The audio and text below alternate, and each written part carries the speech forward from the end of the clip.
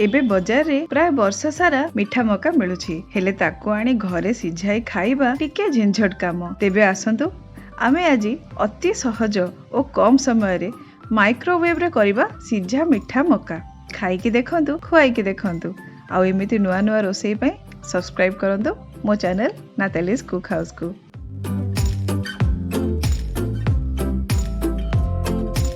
एथिपाई आमको मकार चोपा छड़ाइबा दरकार नहीं। चोपा थिबा मीठा मका को सीधा माइक्रोवेव रे रखिबा।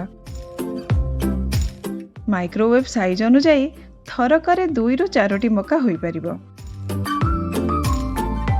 मु एठारे 3टी मका नेइची। मका को माइक्रोवेव भितर रखी माइक्रो रे बा क्विक स्टार्ट रे 5 ରୁ 10 मिनिट पर्यंत कुक करंतु। क्विक स्टार्ट रे समय आपणक माइक्रोवेव आउ मक्काटी केते पाकळ होईछि ता उपरे निर्भर करे। अधिका पाकळ मक्का पई अधिका समय लागिबो।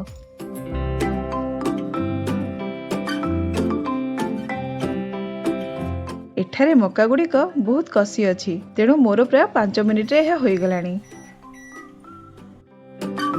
एबे बाहर को काढ़ी मक्का चोपा काढ़िबा पूर्वरु 1 ରୁ 2 मिनिट छाड़ी देबा, कारण सांगे सांगे चोपा काढ़िले गरम धुआं बाजी हाथ फोटका हेबार संभावना अछि।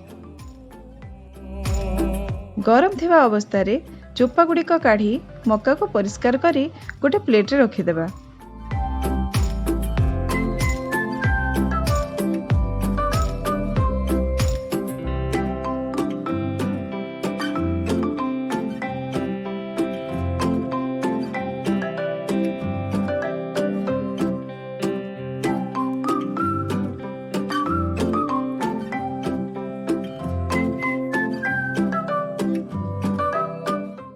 मीठा मक्का बा स्वीट कॉर्न को आमे एमिति तो खाली खाई परिबा।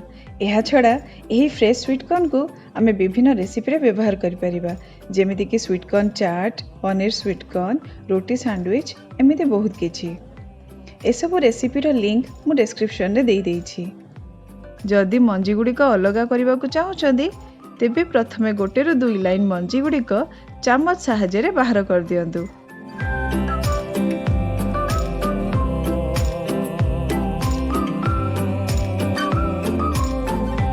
एहा परे अन्य मका मंजी गुड़िक अति सहजरे बाहरी पड़िबो। तेबे चलंतु एबे गरम सिझा मीठा मकार मजा नेबा। खाइकी देखंतु, खुआइकी देखंतु। आ एमिति नुआ नुआ रोसई पाई सब्सक्राइब करंतु मो चैनल नातालीज कुक हाउस को। धन्यवाद।